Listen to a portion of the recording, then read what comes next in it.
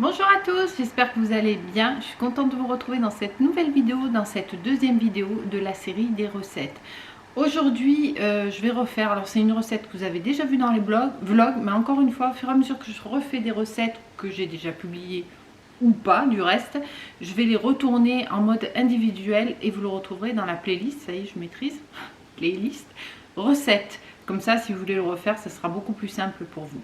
Donc aujourd'hui, je vais refaire, j'ai mon beau-frère, belle-sœur, les neveux, la nièce de mon mari qui viennent la semaine prochaine, en début de semaine. Donc j'ai prévu de faire des Twix pour tout ce petit monde. Et je vais en faire un petit peu plus parce que j'ai mon mari qui bosse aujourd'hui et je vais lui en préparer pour qu'il en ait cet après-midi. Il est avec un collègue qu'il aime bien. Bon, bref, on s'en fout. Donc aujourd'hui, je vais vous faire des Twix.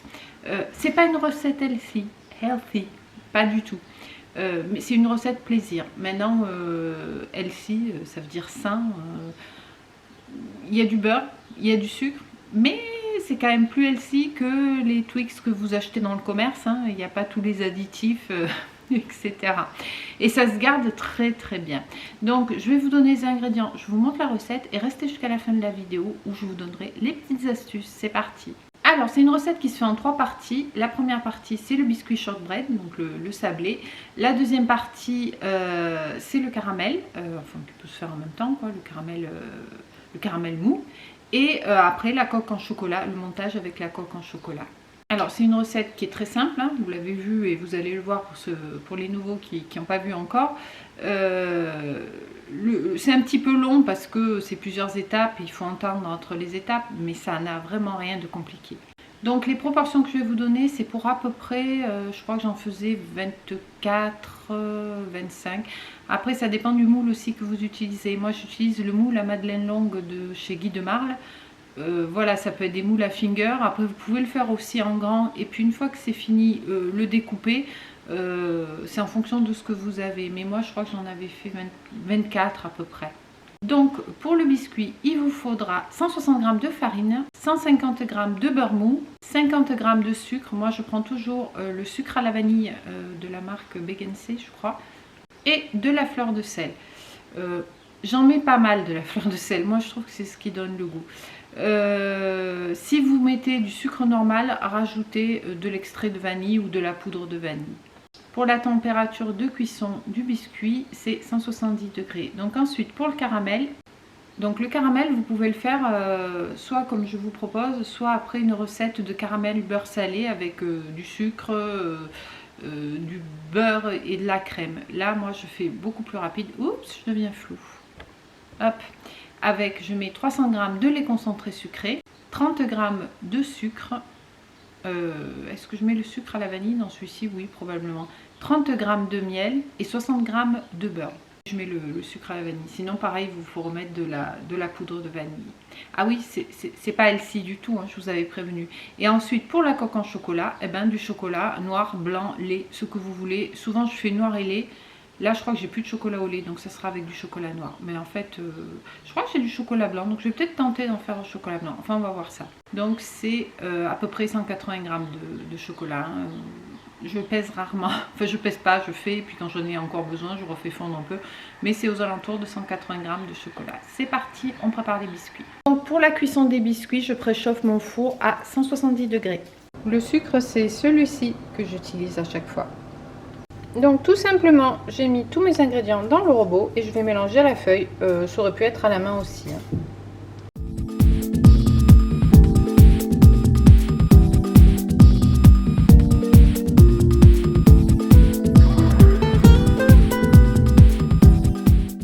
Voilà, ça finit par former une pâte et là on va mettre dans le moule tout simplement. Voilà, donc moi c'est ce moule-ci hein, de Guy de Marle. Comment je fais? Je prends une petite quantité, hop, on va dire comme ça. Je roule un petit peu entre les mains et je viens positionner dans mon moule. Voilà, s'il en reste un peu, j'enlève. Comme ceci, tout simplement.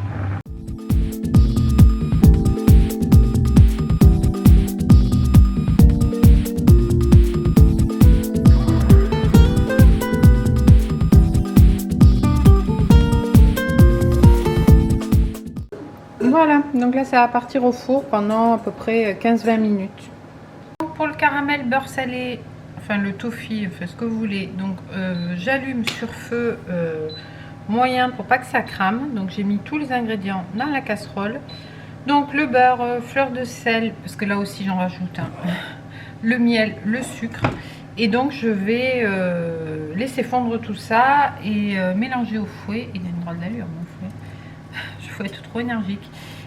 Pendant la recette dit 15 minutes, mais moi je laisse jamais 15 minutes. Jusqu'à ce que ça épaississe un petit peu quoi, et que ça colore.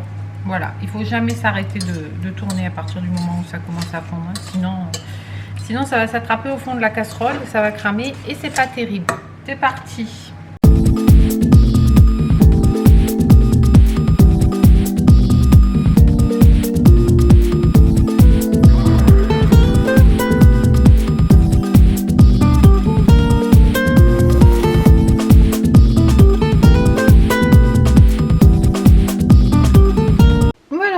Au bout d'un quart d'heure à peu près. Celui-ci c'est un peu cassé, mais normalement je vais réussir à le colmater. Il faut attendre que ça refroidisse pour démouler, sinon vous allez tout casser. Ça reste très très fragile, il faut faire très attention au démoulage.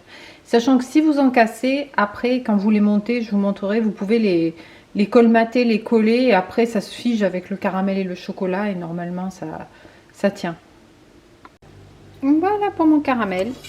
Donc là je vais le laisser un petit peu refroidir, et ensuite on va passer au montage. Voilà, je vais transvaser dans un pot le temps que ça refroidisse et que ça durcisse un petit peu. Je vais le couvrir et puis je vous montre le montage. Voilà, alors une fois que c'est bien froid, mais bien froid pour des moulins, je vous conseille, sinon ça se casse, c'est le bazar. Je vais prendre un bol pour les mettre. Hop, vous pouvez procéder au démoulage. Alors c'est celui-ci qui était cassé, mais vous voyez, hop.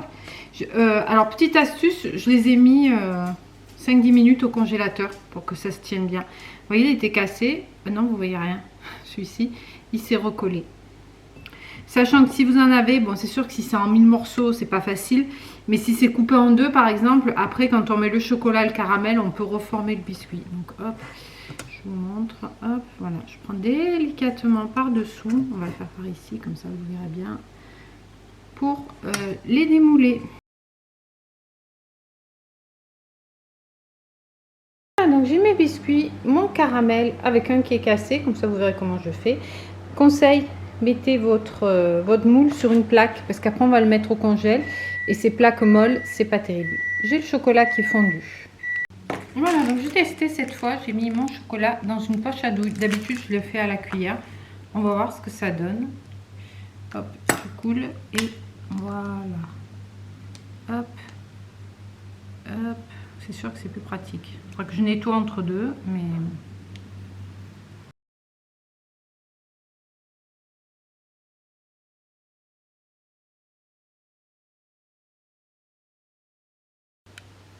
Voilà, donc j'ai fini à la cuillère. Franchement, c'était plus pratique.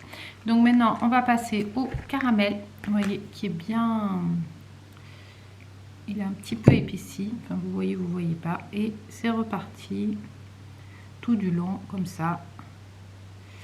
Je dépose le caramel. Voilà, donc là j'ai mis le caramel et maintenant je vais mettre le biscuit. Je vous montre le premier qui est cassé. On va se mettre ici pour que vous voyez. Vous faites comme ça et comme ça, sauf que je ne l'ai pas mis dans le bon sens. Mais bon, normalement il faut mettre le côté rond dans l'autre sens. Et normalement ça passe. C'est dans l'autre sens qu'il faut faire. Je suis naze. Bon, c'est pas grave. Voilà, on appuie un tout petit peu. Et c'est tout. Et ensuite, ça part au congélateur. Voilà, donc là, ça va partir au congélateur pour au minimum une demi-heure. Dernière étape, le démoulage. Regardez, hop. Et voilà. C'est nickel, hein? On va essayer de démouler celui-ci qui était complètement délité. Ah ben, il se casse quand même, celui-là. On va pas trop lui en demander. Mais bon, ça va. Regardez. Il y en a un autre qui était cassé ici, mais lui, je pense ça ira, parce que je l'ai mis dans le bon sens. On va tous les démouler. On arrive à celui qui était cassé en deux, qui est là. On va voir ce que ça donne. On va enlever celui-ci et... Vous voyez, Il était cassé là, j'ai mis les trucs, puis ça s'y connaît pas, quoi. Ça reste bien, bien comme il faut. Voilà. Il n'y a plus qu'à se régaler. Bon, on se retrouve un peu plus tard pour le bilan. Alors, pour les petites astuces, plusieurs choses. Donc, je vous ai dit, votre plaque, si vous utilisez comme moi un moule en silicone, que ce soit pour mettre au four ou après pour mettre au congèle, dès le début, posez-le sur une plaque. C'est beaucoup plus simple à rentrer, sortir du four. Alors pour rentrer, ça n'a pas trop d'incidence parce que c'est pas quelque chose de mou comme une madeleine ou quoi. Mais par contre, quand vous le ressortez, quand c'est chaud, c'est ultra fragile. D'ailleurs, quand ça refroidit aussi, mais ça reste un biscuit très friable. Et si un moule non rigide a tendance à se plier et vous pouvez les casser. Même si, comme je vous ai dit, on peut rattraper après en mettant, en faisant le montage. Parce que la coque en chocolat, vous avez vu, j'ai mis pas mal de chocolat, c'était assez généreux, va durcir et du coup ça va coller avec le caramel et le biscuit et on le rattrape. Mais bon, si on n'a pas à le rattraper, c'est mieux, n'est-ce pas? Donc la plaque à pâtisserie, la fleur de sel, super important, que ce soit dans le biscuit ou le caramel. D'ailleurs mes invités m'ont dit, il y a des petits grains de sel, c'est super bon. Alors bien sûr, vous n'en mettez pas des tonnes, hein, mais un tout petit peu, ça relève le goût. Et qu'est-ce que je voulais vous dire d'autre? Oui, la conservation, ça se conserve au frigo, d'autant plus en cette période. Mais même quand je les fais en hiver, je les conserve au frigo, je trouve que c'est bien meilleur. Et je crois que c'est tout. Bah écoutez, j'espère que cette petite recette vous aura plu. Dites-moi si vous en avez déjà fait ou si vous comptez à faire.